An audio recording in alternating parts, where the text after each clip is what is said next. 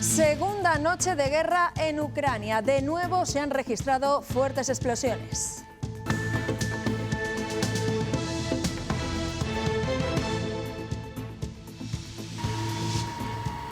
Es una de las imágenes de las últimas horas. Este edificio en la capital, en Kiev, afectado por la caída de un aparato ruso derribado por Ucrania. Se cumplen 24 horas de la invasión y el presidente Zelensky ha confirmado más de un centenar de muertos y 300 heridos.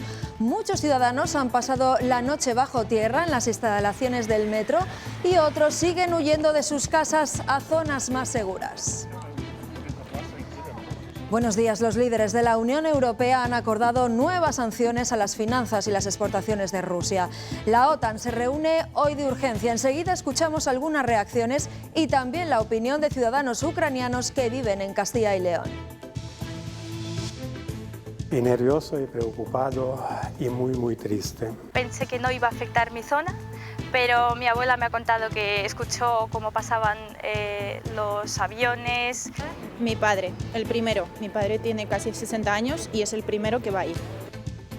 Es viernes 25 de febrero. El Estatuto de Autonomía de Castilla y León celebra hoy su 39º aniversario, con un acto reducido motivado por la situación de interinidad en el gobierno regional.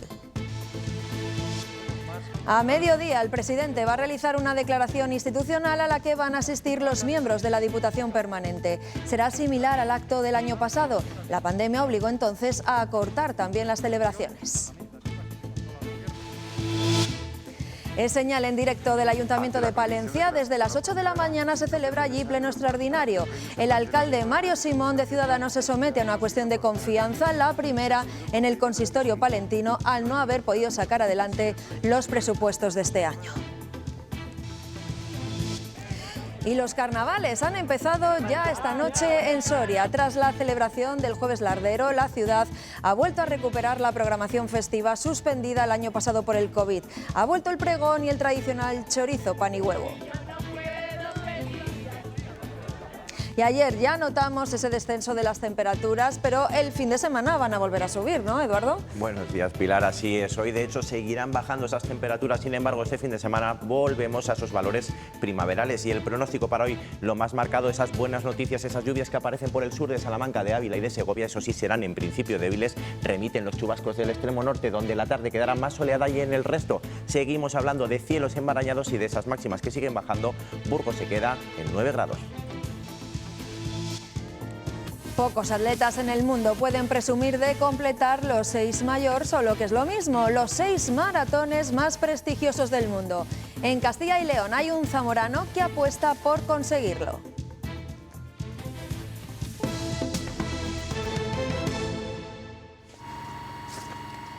Son imágenes de esta misma noche de Kiev, de la capital de Ucrania. Las fuerzas militares del país derribaban un avión ruso y en su caída se estrellaba contra este edificio. Hay varias personas heridas. Durante toda la madrugada en la ciudad se ha escuchado continuamente el sonido de explosiones cercanas.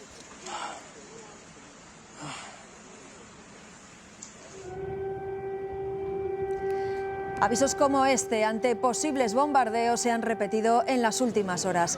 Tras escuchar esas sirenas, muchas personas en Kiev han intentado huir del peligro en los distintos refugios antiaéreos y en las estaciones de metro. Y mientras muchas familias intentan abandonar el país, algunas únicamente con los suyos y apenas unas maletas, los atascos y las colas de gente que huye en las estaciones de transporte han sido constantes desde el inicio de los ataques rusos. Bueno, pues de vez en cuando se oyen sirenas en la ciudad, en Kiev, que avisan de posibles ataques. En el primer día se han registrado cerca de 140 muertos y más de 300 heridos en Ucrania, según el presidente Zelensky. Unos 1.400 ucranianos viven en Castilla y León. A pesar de los miles de kilómetros que les separan de su país, están hoy más cerca que nunca de sus compatriotas. La mayoría sigue teniendo familia allí y están preocupados por las últimas noticias que llegan desde Ucrania. Basil habla con su hermana. Ella le cuenta lo difícil que está la vida en Ucrania ahora. Está asustada, está comprando alimentación, está comprando gasoil, gasolina. Él lleva más de 20 años en Valladolid, tiene aquí familia, pero sus hermanos siguen en Ucrania. Hoy es un día muy complicado. Y nervioso y preocupado y muy triste. Volodymyr tiene 2 hijos en Ucrania. Como Basil, integra la comunidad ortodoxa vallisoletana. Hoy comparten algo más que fe. Mariana estudia en Segovia. Sigue con inquietud las noticias sobre su ciudad en Ucrania. Pensé que no iba a afectar mi zona, pero mi abuela me ha contado que escuchó cómo pasaban los aviones. Oksana cree que su familia podría refugiarse en Polonia. Ellos hacen las maletas y se mueven de sitios. Y se aferra al teléfono que no deja de sonar. Como el de Tania, nacionalizada española desde hace 3 años. Su madre no ha parado de enviarle mensajes hoy. Que somos fuertes, sabemos lo que valemos, pero no nos dejan vivir en paz. La familia de Tania se alistará para luchar por su país. Mi padre, el primero. Mi padre tiene casi 60 años y es el primero que va a ir. Como él, lo harán muchos otros. Desde Europa ya hay una primera reacción contundente en forma de sanciones que podrían ser más si Rusia no da marcha atrás. De momento, la cumbre extraordinaria de los líderes europeos ha acordado restricciones relacionadas con la banca, la energía o la política de visados, unas medidas destinadas a lastrar el crecimiento económico ruso. Eso sí, por ahora no se contemplan acciones con mayores consecuencias, como podría ser el bloqueo del sistema energético, también del sistema financiero internacional. La Unión Europea se mantiene unida. Esta noche los líderes europeos se alinearon completamente para condenar los ataques atroces y no provocados. Ahora tenemos que enfrentar el momento. Haremos que el Kremlin rinda cuentas. Las sanciones económicas que vamos a aprobar en el día de mañana, junto con las que se han anunciado por parte de otras instituciones multilaterales, como pueda ser el G7, creo que están a la altura de la circunstancia tan dramática en la que Rusia está infligiendo a Ucrania. Castilla y León es un gran promotor a la hora de exportar a Rusia y Ucrania, por ejemplo, productos relacionados con la automoción. Hasta 100 millones de euros se exportaron a Rusia el año pasado y 10 a Ucrania. También resaltan los productos químicos y farmacéuticos y la alimentación. Por ello, desde la Junta de Castilla y León están preocupados de cara a la supervivencia de algunas empresas. Lógicamente, en la medida en que el conflicto se produce, pues es una preocupación. No sabemos cuáles son las medidas que hipotéticamente pueda tomar la Unión Europea, a qué productos afectará, pero alguna afección pueda tener sin lugar a dudas. Todo este conflicto va a repercutir también en el bolsillo de los ciudadanos. El barril de Brent ha superado los $100, se ha incrementado más de un 6%. En Europa, el 40% del gas que consumimos procede de Rusia. Su precio se ha incrementado también en las últimas horas más de un 50%. Y ya es la cuarta semana consecutiva de récord en el combustible y se tema que se dispare aún más los próximos días por el estallido de la guerra. Por esta razón, muchos aprovechan para llenar sus depósitos. He dicho, va a subir esto el doble. Y he dicho, pues mira, lo llenamos. Y ahora voy a con mi novia y voy a coger su coche y a llenarlo también. Muchos coches y además el precio de la gasolina disparado. Se le he preguntado al dependiente que qué pasaba. Se está aprovechando la subida del petróleo para dejar subir los carburantes mucho más. Y ahora a 1,40. Como sigamos así, a 2 pavos. Los líderes de la OTAN se reúnen hoy de urgencia para preparar la respuesta a la invasión rusa en Ucrania. Muy contundente se ha mostrado el analista político Sergio Castaño ante el ataque del presidente ruso a Ucrania, de Vladimir Putin.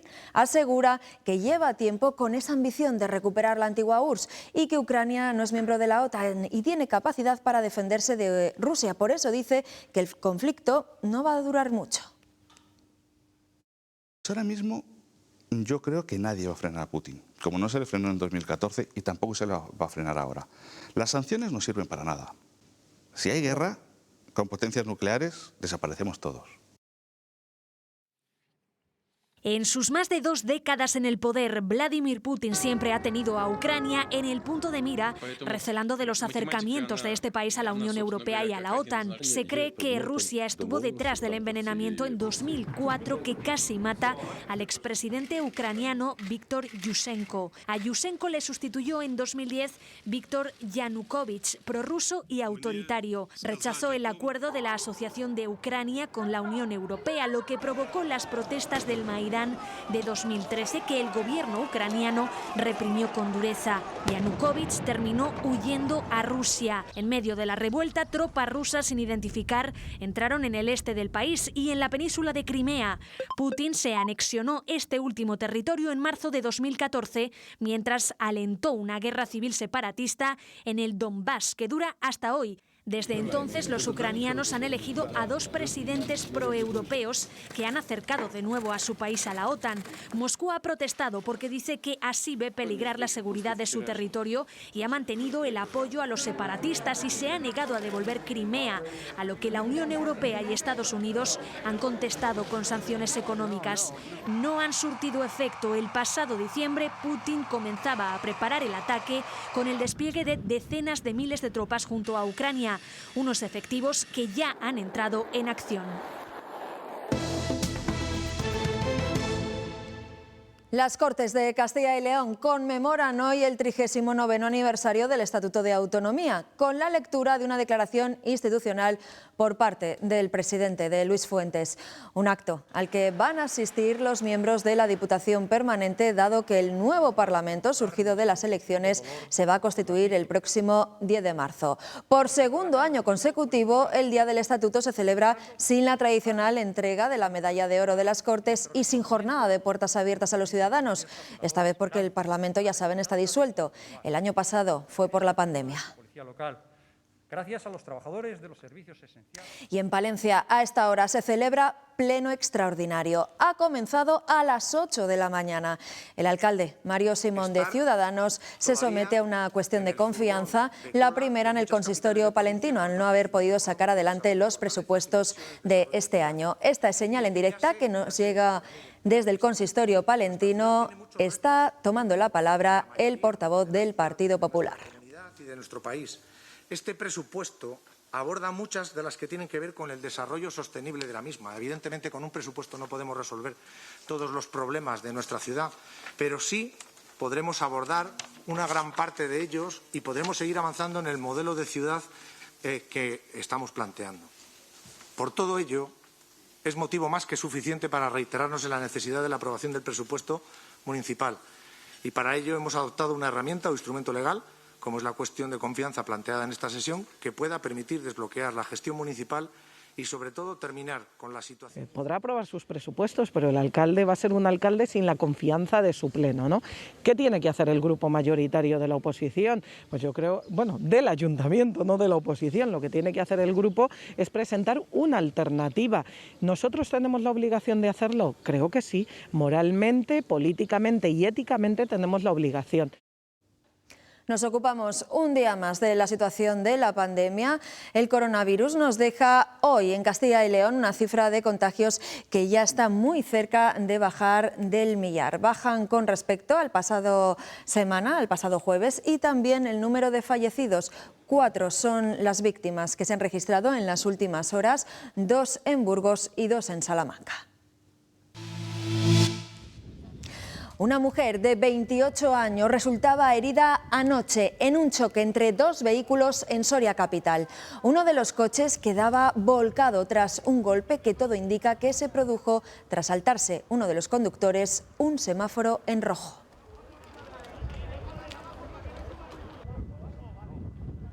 La localidad leonesa de Villadangos del Páramo sigue realizando excavaciones en el cementerio en busca de fosas comunes de la guerra civil. Ayer se lo mostrábamos. Esperan encontrar los restos de 70 personas. Las familias empiezan a ver la luz después de mucho tiempo y de sortear varios trámites burocráticos.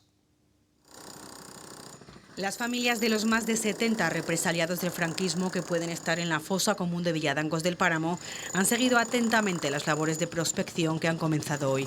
Rufino Juárez espera encontrar los restos de su abuelo, un agricultor de 38 años de Vegas del Condado, que su tío llevaba muchos años buscando. El que tanto peleó por recuperar los restos de su padre y llevarlos con nuestros antepasados, con la abuela, con los que tanto han padecido. Coinciden las familias en la importancia de no olvidar. Para ellos hoy es el día en el que comienzan a desenterrarse los silencios vividos durante años. Nunca se hablaba de esto, nunca. Mi padre, que tenía 12 años entonces, le fueron a buscar y le dijeron: tú ten mucho cuidado, no vengamos a por ti. Una veintena de voluntarios llegados de diferentes puntos de la geografía nacional desarrollan un trabajo difícil desde el punto de vista técnico. Las fosas se encuentran intramuros del cementerio. De momento estamos sacando una planchada de hormigón en las zonas en las que podemos trabajar, porque en el año 60 el muro sur fue derribado. Hay documentados más de 20 enterramientos de represaliados de más de una decena de pueblos leoneses. Sorprendente hallazgo en una casa cueva de la localidad palentina de Tariego de Cerrato. Tras el derrumbe fortuito del techo, un vecino descubrió, para su sorpresa, restos humanos en el interior. Huesos que pertenecen a 2 adultos y un menor. El análisis forense indica que los cuerpos podrían datar de la época de la Guerra Civil. En estas cosas mejor no entrar, pero entré y pues encontramos todo el hallazgo de huesos. Vimos tantos huesos y dijimos: esto no es normal. Y al día siguiente fue cuando dimos aviso a la Guardia Civil. Y había un niño, una persona y ya no sé qué más había, pero bastantes huesos. Efectivos de los TEDx de la Policía Nacional han localizado una granada de mortero en el ático de una céntrica vivienda de Ponferrada. El propietario del inmueble, que actualmente está deshabitado, se encontró el artilugio al subir a comprobar los daños provocados por las palomas. Tras ponerse en contacto con la Policía Nacional, los integrantes del Cuerpo de Artificieros de León se trasladaban a la capital del Bierzo para recoger esa granada cuya procedencia puede venir de la Guerra Civil.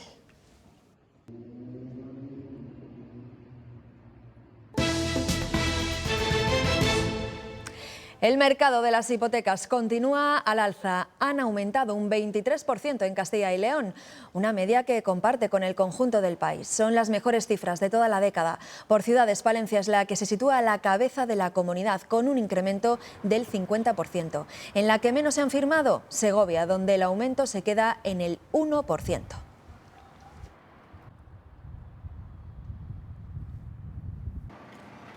El presidente de Renault España considera que no estamos haciendo los deberes y alerta del peligro de que sean fábricas de otros países las que produzcan finalmente el coche eléctrico.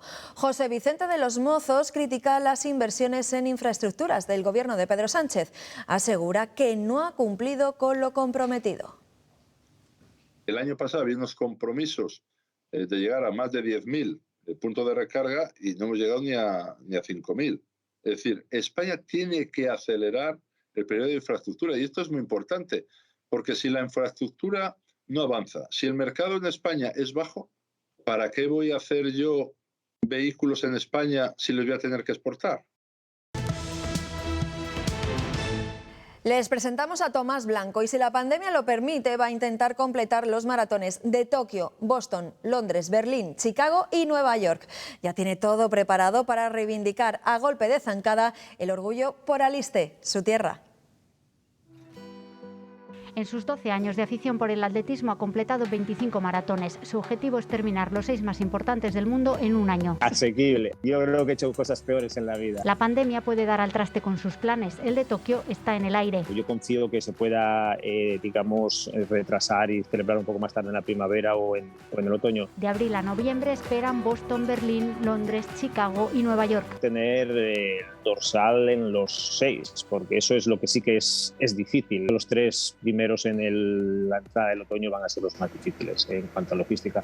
Pero bueno, no es imposible. He procurado comprar ya los billetes. Carga sus piernas con más de 100 kilómetros a la semana para prepararse, incluso en la cinta, ahora que el frío aprieta en Boston, donde vive. También mentalmente te te prepara y te ayuda muchísimo. El problema que me da más miedo es el de recuperar entre una semana y otra, sobre todo la parte muscular. Porque los últimos 4 se corren en 5 semanas, todo un reto para este alistano que mostrará con orgullo su origen por todo el mundo. Podemos hacer otras cosas que no solo llevar la boina a rosca chapa, que es un poco como se nos había encasillado históricamente a los alistanos, ¿no? Y no solo yo, sino muchísima gente que se ha quitado el complejo de encima y está haciendo cosas pues, muy interesantes. Interesante sin duda como su propia vida. Un Tomás que pasó su juventud cantando de verbena en verbena y que ahora investiga patologías oculares en la Universidad de Harvard. Vamos a dejar los deportes y vamos a conocer las previsiones del tiempo para hoy. ¿Qué tal? Muy buenos días. Hoy hemos empezado ya con algunos cambios, con algunas lluvias en puntos del sur de la comunidad, lluvias que todavía continuarán durante las próximas horas y con unas temperaturas mínimas que gracias a esas nubes han sido un poco más altas, aún así con heladas débiles en muchos puntos de la comunidad. Por lo tanto, el pronóstico para hoy viene marcado por esas lluvias, por esos chubascos en zonas sobre todo del sur de Salamanca, también de Ávila y de Segovia, lluvias en principio de carácter débil que irán remitiendo ya por la tarde y también algunas lloviznas en todo el extremo norte, sobre todo en puntos de las merindades, por aquí con una cota de nieve alrededor de los 1200 metros. Por la tarde también por aquí ya un tiempo mucho más estable. En el resto intervalos nubosos, temperaturas, eso sí, las máximas en claro descenso, más típicas para la época en la que nos encontramos y todo ello con esas rachas del nordeste que podrían ser todavía localmente fuertes. La policía vigilaba anoche con drones en Soria el jueves lardero, la bienvenida tradicional a los carnavales que se ha recuperado este año. También se ha recuperado el tradicional pregón con el que comienza la programación de carnavales en Soria capital. Hostia, qué maravilla. De ranas. Bueno, yo soy un príncipe, se nota por la corona, que no se me ha caído. Yo de domadora tengo aquí a mi león amaestrado totalmente, vamos. Hay que disfrazarse, hay que animar a la gente de Soria a disfrazarse, hay que disfrazarse. Hemos venido a disfrutar del concierto de los gandules en Soria, que es un sitio que nos encanta. Las calles por las que caminamos cada día cuentan con un paisaje urbano en el que los carteles juegan un papel muy importante, algunos por la cantidad de años que llevan colgados, por su historia y por los recuerdos de tiempos pasados, otros por la novedad o la particularidad de lo que anuncia, un patrimonio gráfico en el que hemos querido bucear por algunas ciudades de Castilla y León. En 1930 Ezequiel eligió este rótulo para su bar y ahí sigue tras una república, una guerra, una dictadura y hasta una pandemia. De igual manera que el patrimonio urbanístico construye la esencia y el carácter y la identidad de nuestras calles, el patrimonio gráfico también lo hace. Cada letrero habla de un estilo y de una época. A principios de siglo se pintaban las letras a mano y la tendencia era utilizar letras con serifa. Luego llegó la vanguardia, las letras cambiaron a ser mucho más geométricas y luego en los 60 también cambió a más letras script con la fluidez del trazo manual. Los colectivos Valladolid con carácter y L mayúscula en León fotografían, catalogan y explican la importancia de conocer qué hay detrás de cada cartela. Enseguida se vincula, este negocio era de mi tío o esto pertenecía a la familia de mis vecinos. Son muchos recuerdos los que generan los rótulos. Podríamos, entre comillas por supuesto, hacer un pequeño estudio demográfico de cómo evolucionan los barrios y las ciudades a través de la gráfica comercial, el tipo de tiendas que había, el tamaño que tenían. En 2020 se creó la Red Ibérica en defensa de este patrimonio gráfico. No hay ley que lo proteja. Su intención es que los iconos de varias generaciones se conserven o se expongan en algún museo local. Hacemos una pausa, pero seguimos aquí en Buenos Días Castilla y León contándoles, entre otras cosas, la última hora sobre la guerra entre Ucrania y Rusia. Hasta ahora.